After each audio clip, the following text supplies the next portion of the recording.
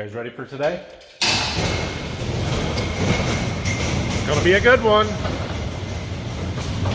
Time to get in the tractor. We gotta go pick something up. Okay, we have a full tank of fuel. We even have clean windows, relatively. And we are off. We've got a bit of a trip this morning, but we're gotta go pick something up. Huh, what's that? What could we be doing here? Check out this sweet little tractor. Pretty cool. Those are aftermarket tracks. That's not factory, but still. Neat. Not what we're after here, though. Look what else just pulled in. Well, guys, here it is. So this is a John Deere 2510H high-speed anhydrous applicator.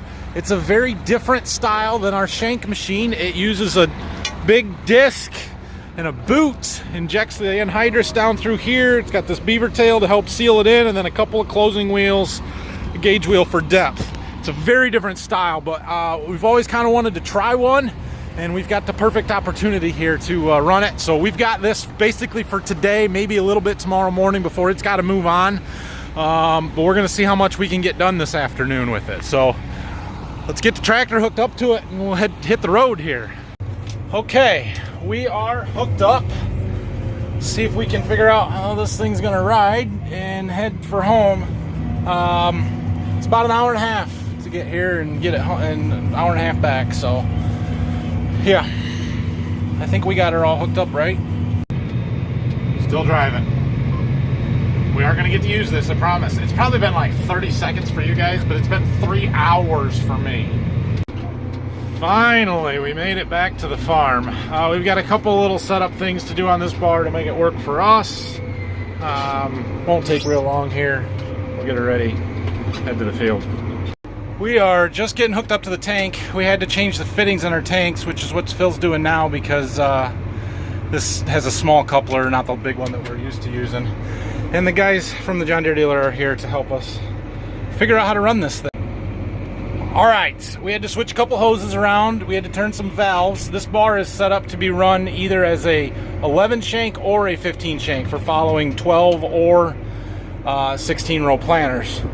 And so we had to make sure everything was set right. I still got to check the computer, but I think the bar is ready to go. We got our height adjusted where it needs to be.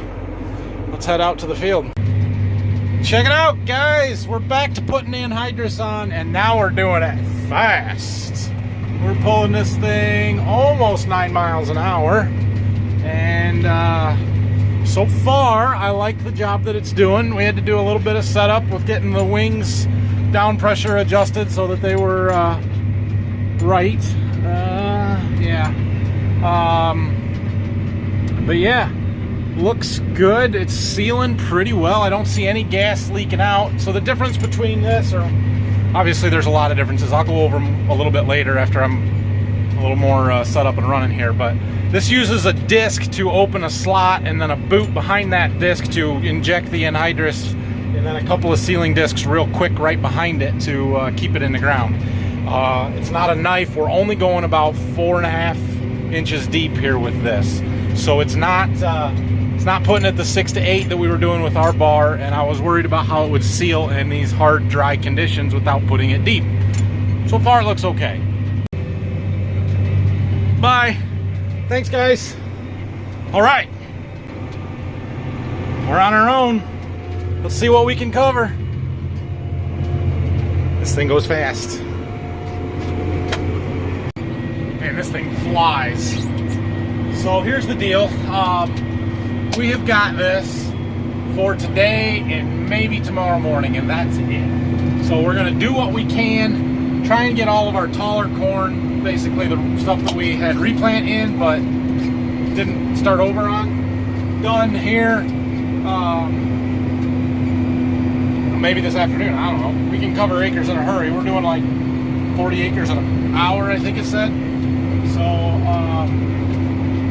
but this is a rental. We did not buy it. We may consider buying this one or one like it if we like the job that it does and we're happy with it. And it goes well, but that's why we're trying it right now. It's kind of a rental demo unit to see, you know, whether we like the job that this style of machine does. So one thing that I have noticed that I don't care for already, which is easily fixable, there's no pressure gauges on the distributors like we have on our bar, and I watch those to see when my tank goes empty. So we're going to have to keep a real close eye on our rate on the display once the tank gets down towards the end there to make sure that we don't run it around empty for a while. All right, I got our first tank empty here, and it went fast. So I'll get out and unhook the tank, and I'll show you how this bar works a little bit better.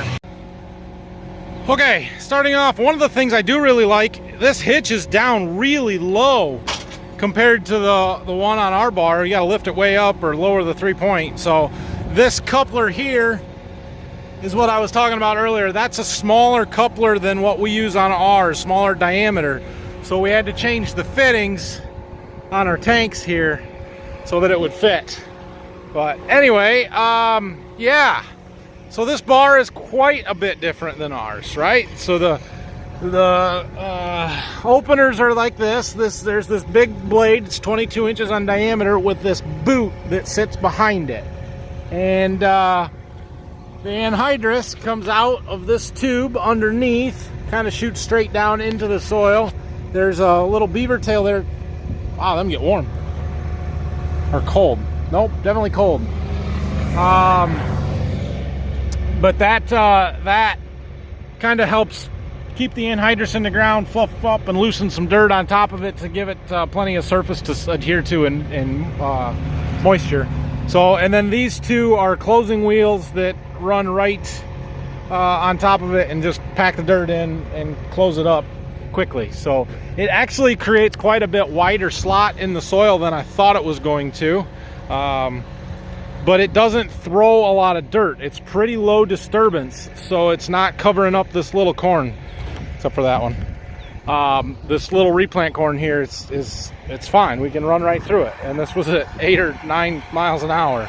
So the one major difference is that the bar stays the same height. We don't raise and lower our 3-point. The arms kind of pivot downward on this to put those down in the soil. And then this big black wheel on the end here is a gauge wheel that's just depth control. It's very similar to the system that we use for starter fertilizer on our planter and how our drills work. There's an adjustment handle here for pressure on the closing system, and another one down there on the side for depth. And we're running it as deep as it will go right now. When I'm not in a hurry, I might come out here with a shovel and dig a little bit and see how deep we are getting it and compare it to the field next door over there that we did with our knife applicator. The liquid system on this is almost identical to the one that we run on our bar. Cooler in the middle there with a servo valve, control valve, and an on-off valve, and then distributors on the wings. The distributors are a little bit different, but there's an on-off valve there that shuts half the side off at a time.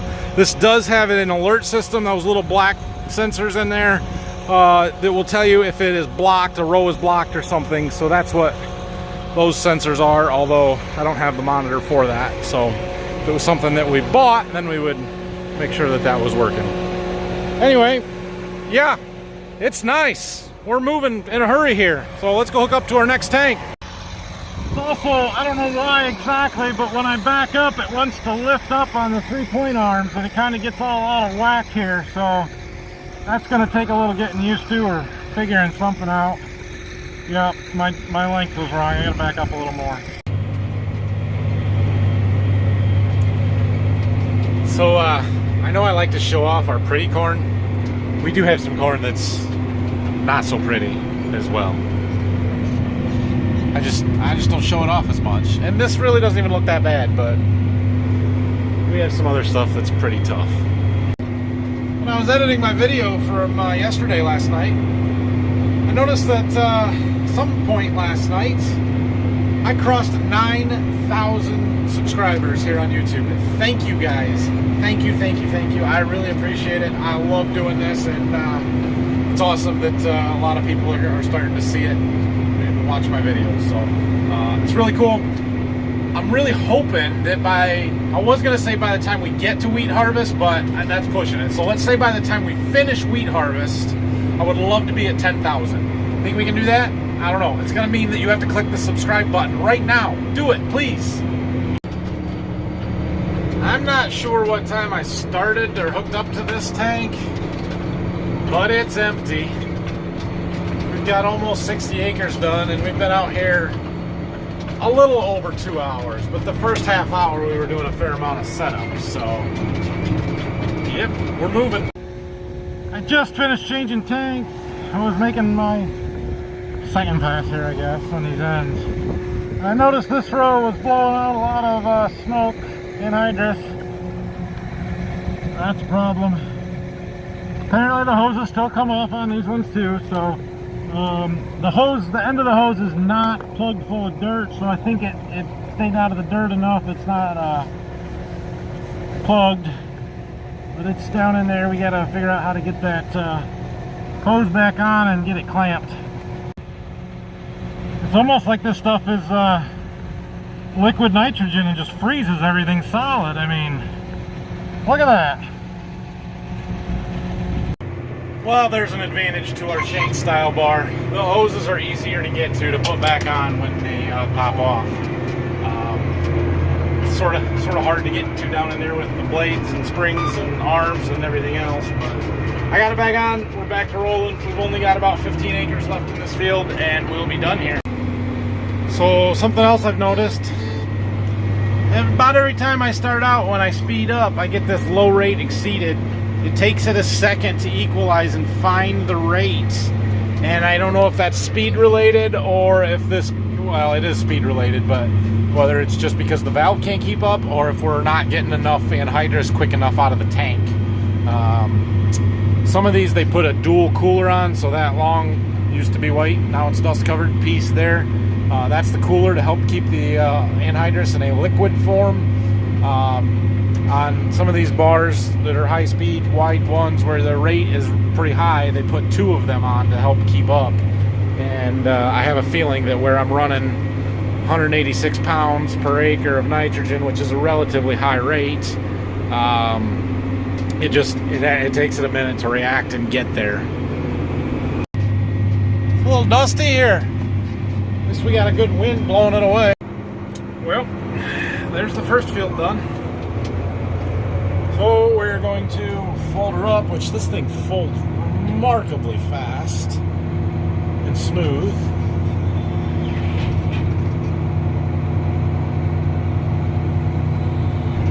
Done.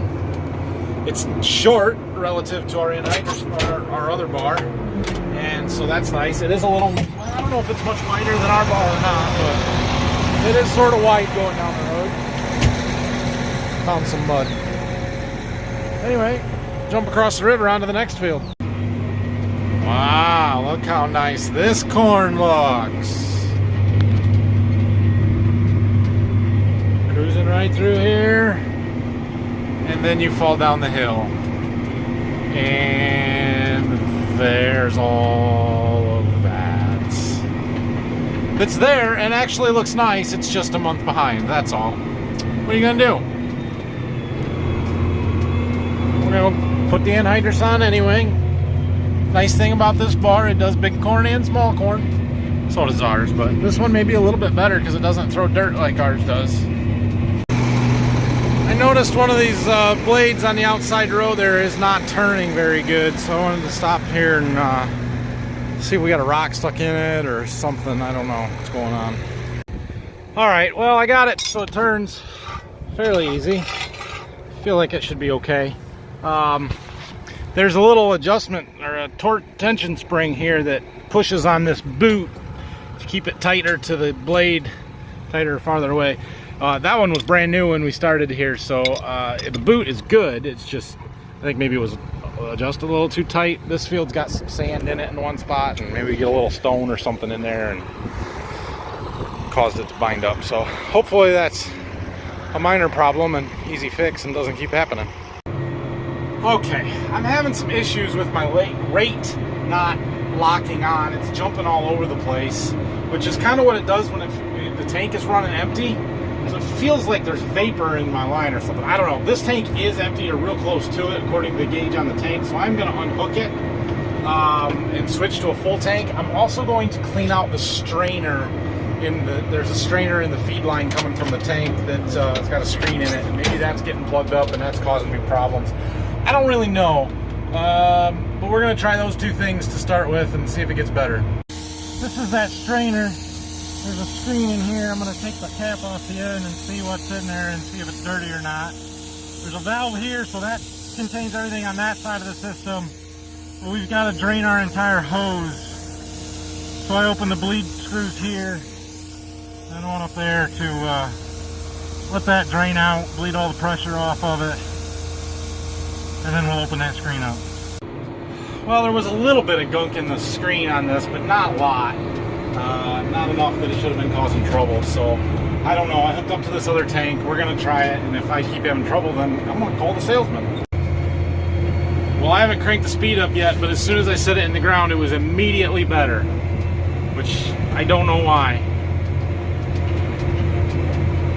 And jumping a little bit. When I speed up, it's got to readjust, refine that. Speed up, it's got to adjust the valve so that it's to the right speed adjustment. Still a little jumpy maybe, but there, once it locks on, and it was not doing that before, so it's still moving some. I don't know, I'm gonna watch it, we'll see. For as many of these things as I find, you would think my luck would be better. Well, it's not any better here. I don't know what the problem is, but this, I know it's shaky, I'm sorry. This top number should be exactly what this number is. This is my target, and this is what it's actually applying, and it should lock onto it and stay really darn close to it all the time. It should not be jumping around all over the place. And I don't understand, and so I guess I'm going to have to make a couple of phone calls and see if somebody can help me dial it in a little bit better. The liquid gas, whatever, the anhydrous metering system on this bar is identical to what we use on ours. Almost. But it feels like something in that cooler is not working right, because those two big lines right there and one over here, those are vapor lines that they come off of that cooler, and they help keep the anhydrous in a liquid form by keeping it cold. And they should be frosty and wet or frozen, and they're not at all, which makes me think something in that cooler is not working the way that it's supposed to, and it's causing us to get vapor through the flow meter, which should not ever see vapor, and that's what's causing this erratic readings. Take a second, admire the pretty picture and the nice pretty corn, ignore the replant corn in the background. Looking good. There's your thumbnail. Okay, here's where we're at with our rate stuff. It's still jumping around. It's not as bad as it was before I switched tanks, but it's going from, if my set rate should be 180, it's going from 167 to 192, somewhere in there, and we're jumping around both sides of it. And it's not the end of the world. I know we're still putting anhydrous on. I can see it gassing out when I lift up on the ends, or pumping out every now and then. So we're getting it on. I just am not convinced we're getting the right rate where I want it. So I'm going to see how far this tank goes. We are going to finish this field. We're going to do that little triangle field across the ditch over there tonight. But if I can't make this thing work any better than this, then I don't really want to use it on the rest of our corn. And there's not that much left. So I don't know. We'll see. I've tried making a couple of phone calls. I haven't had much luck there, and it's about 6 o'clock now, so chances of figuring anything out or getting any help on it tonight are pretty slim. It really feels to me like there's something wrong with that cooler. That's really the only thing that it could be, in my opinion, because them vapor lines are not doing anything, and they should be spewing out vapor and cold and frosty, and they're not. And there's nothing else that would cause the issue. It's definitely not the bar. Let me get that clear now. It's not anything to do with the John Deere portion of the bar. That's working really well. better than I expected, actually. This is in the metering system, which is a third-party company that it's the same as we got on our bar. We haven't had any problems, but I did talk to the people that we bought our system from, or Phil talked to them, and they've moved on to a different system because they started having trouble with them. So, yeah, there might be some issues. Okay, I am still rolling around along here. I did get a couple of people on the phone to talk to about this rate issue. I really think that cooler's not working. I know I've said this over and over, but it's my thought process, right? So those two vapor lines are still clean. They're still dry. They should not be. There should be vapor running through them, and it should be making them cold and frosty and wet. And since they're not, I'm sure that that is the problem. What exactly, I don't know, but that is the problem. We are, however, still getting the anhydrous on that we were supposed to, because I just switched tanks again, and on that last tank I got the right amount of acres. So it's still going on. It's just that it's bouncing all over, and I'm not getting a consistent rate like I want it to. So yeah, I talked to the salesman. They are going to send somebody out first thing in the morning to take a look at it, and we'll see what it does there. But I'm going to keep running tonight. I know it's not ideal. I would like to be putting on a constant rate, but it's really jumping about 20 pounds either side of my target. And since it's still getting it on, and I got this tall corn, I want to get it done. We're just going to get it done. They're working on our bar, making progress on it, but I don't think it's going to be ready tonight. Maybe by tomorrow afternoon. We'll see. All right, we got this field done. Time to jump over there to our triangle field, which I don't even know how many acres are there, because there's 15, but I bet a third of it didn't even get planted, or didn't get replanted, I guess. It planted the first time.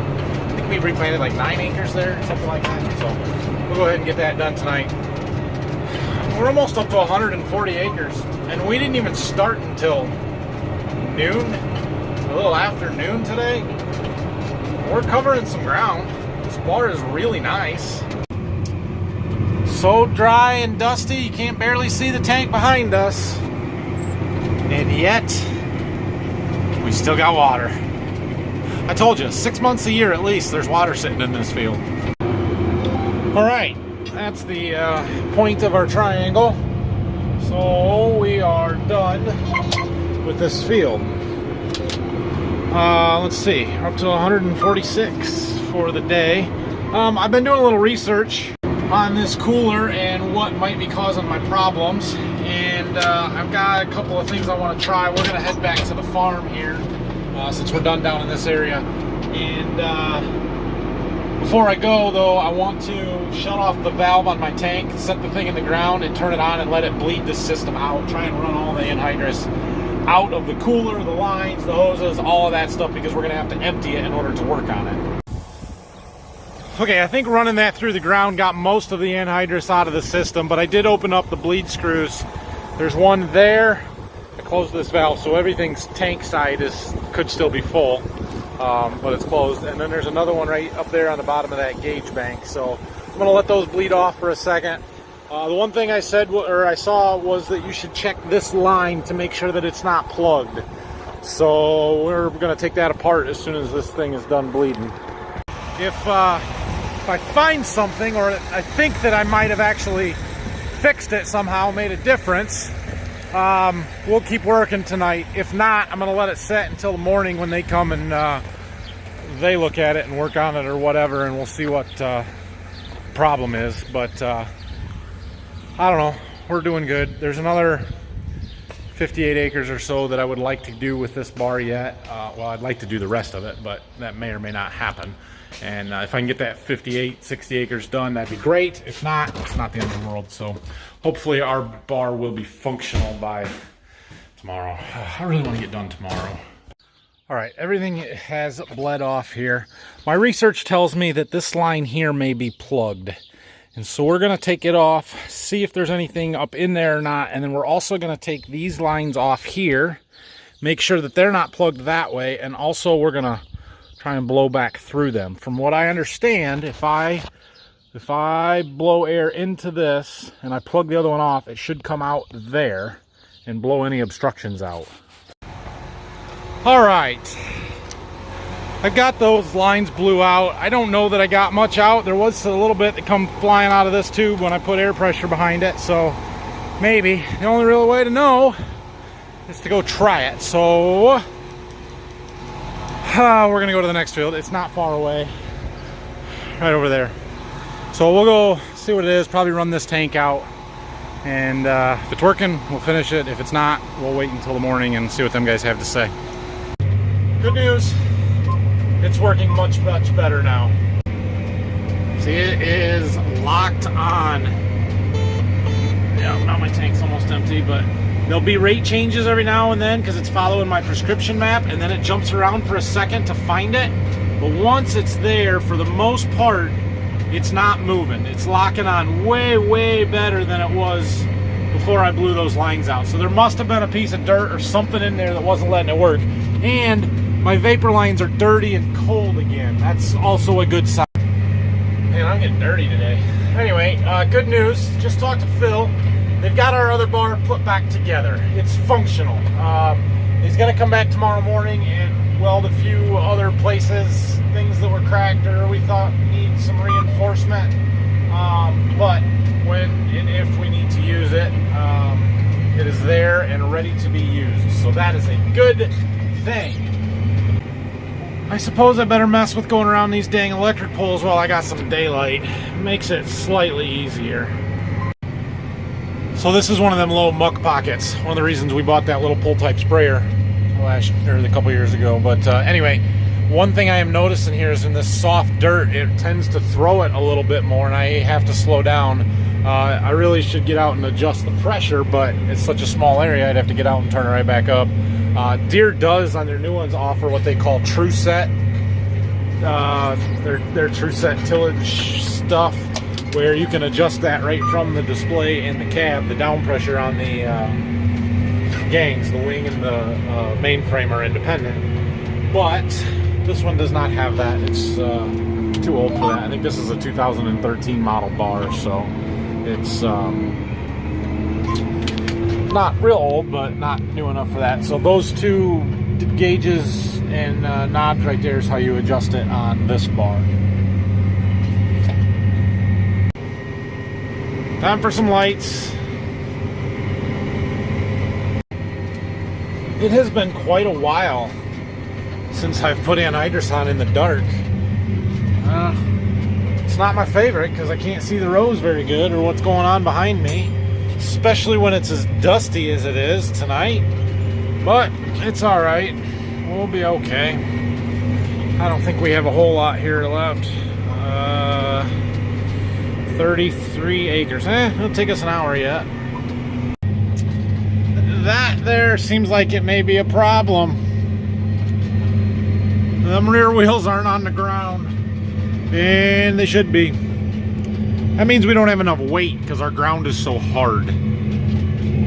Not surprised. That's crazy how